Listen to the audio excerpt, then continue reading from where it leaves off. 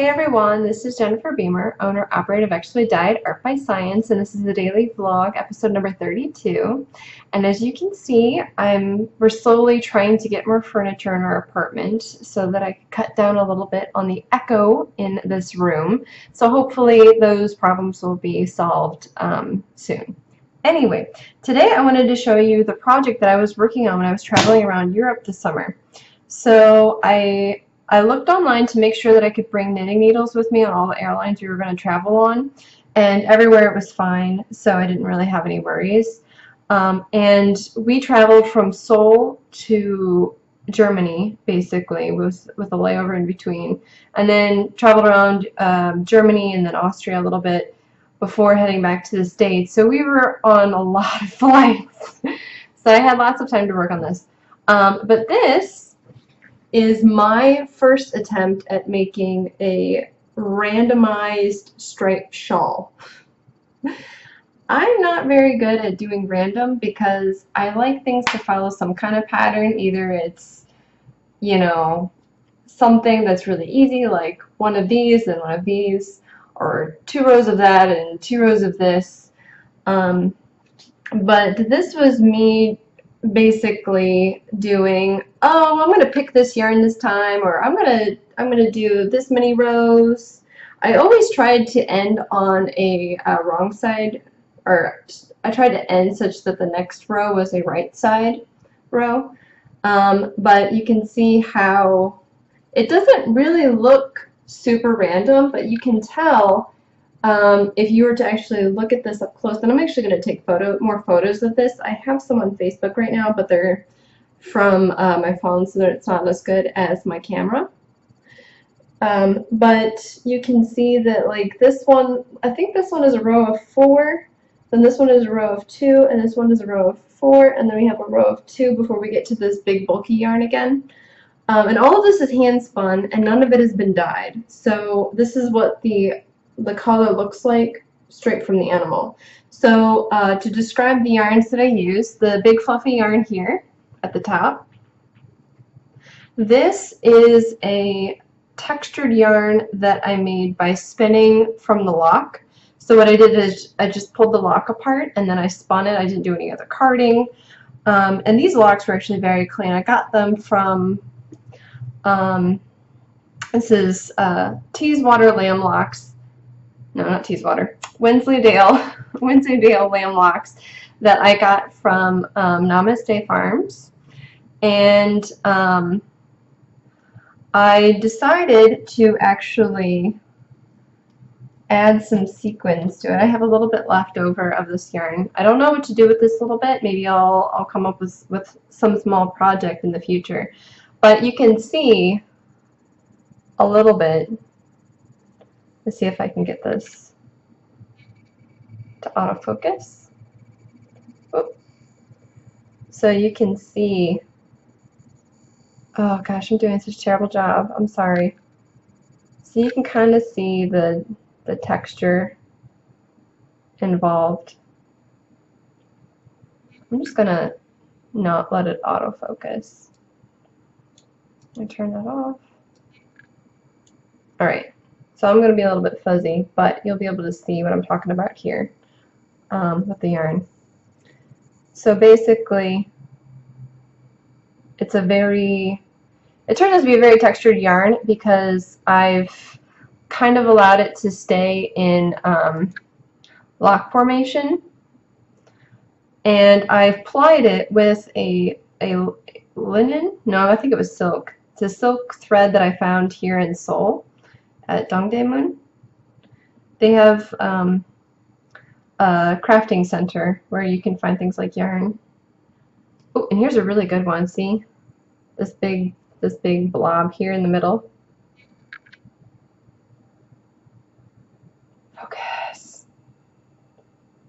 Man, I should get a new camera at some point, just so that there are no more problems with focus. You can see how this big blob is formed. It's just the lock. It stayed together like that, so I kept it. Anyway, So this one also has some sequins in it, as you can probably see right there where my finger is.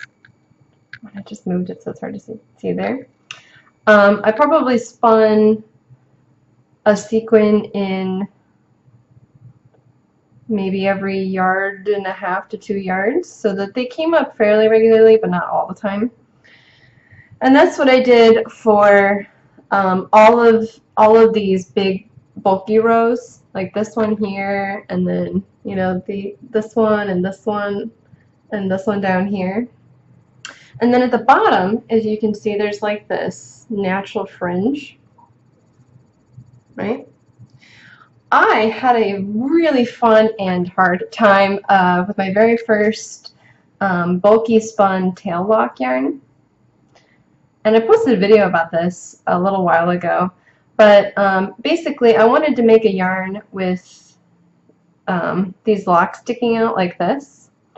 And the fleece, because like I said, this was a lamb's fleece, the locks weren't super long for a Wensleydale. I think they were about between 5 and 6 inches long. So yes, it's long, but it's not normally as long as you would want.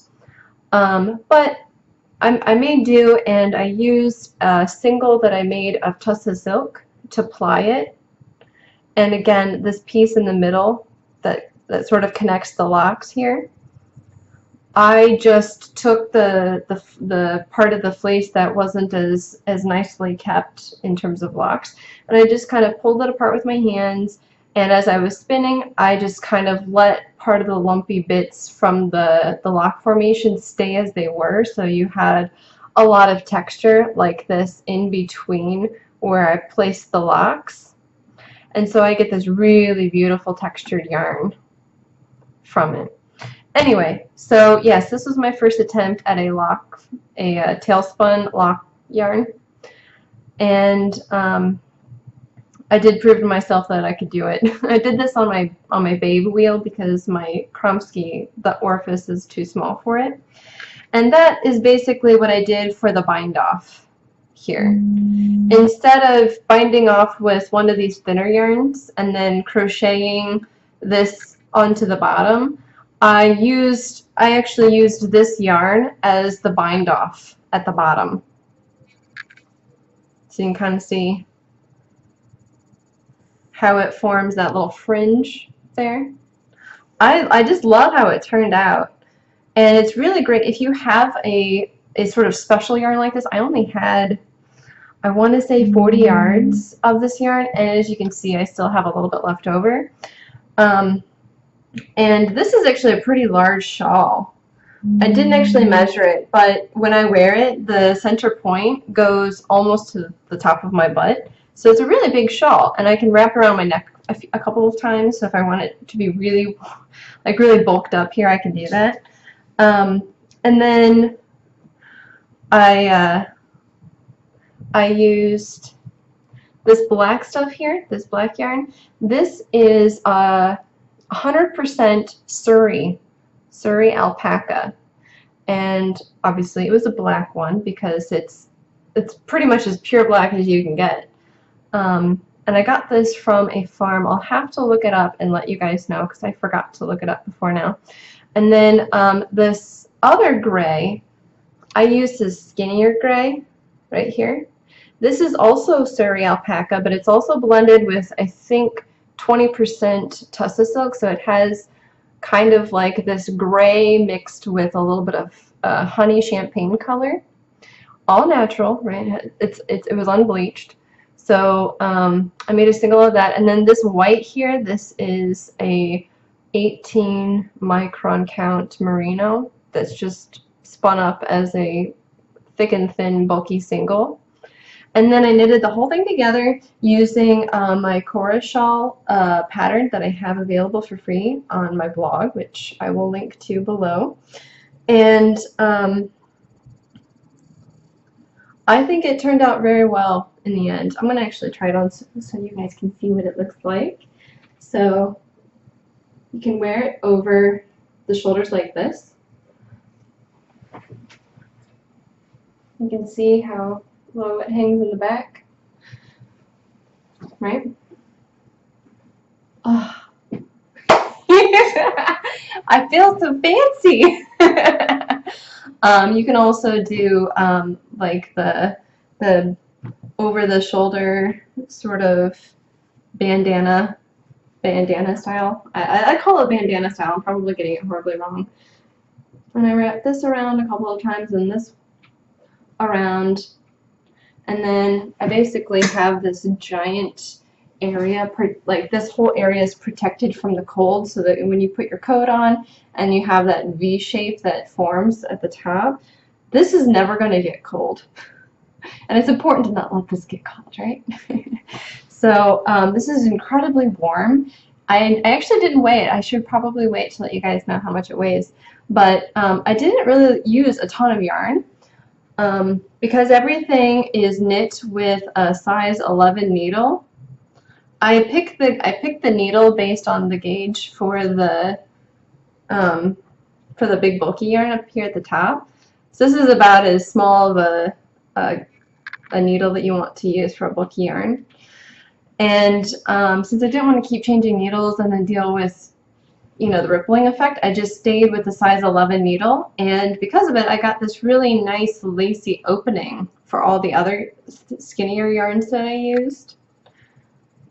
So it's kind of like an Afghan in the way that even though it has some holes in it, it still keeps you very warm. And so if you're not very good at knitting with lace yarns, or you just don't like doing all the yarn overs and putting lifelines in and then being frustrated when you've missed something and you don't know how to fix it, this is sort of foolproof because everything is just knitted. You don't have to worry about any dropped lace yarn overs or anything. So anyway, it did have some yarn left over, but I essentially used 6 different balls of Handspun, and I only have 3 left. So if you want to find a way to use more of your Handspun in something and you don't really know how much you have, try a random approach. Just, you know, it doesn't even matter if you have like 20 yards of something and it's only visible in this top portion right here. Great. I mean, it's a way to show off small amounts of Handspun if you've got a growing stash of it, which I usually do. Anyway, so if you like this video and want to see more like this, why don't you give me a thumbs up at the bottom, subscribe, share my page. You can ask questions, you can offer comments and suggestions below. You can also find me on Facebook and Twitter. And I am starting a new blog where I will be featuring even more patterns for free in the future. So, thanks for watching. Bye!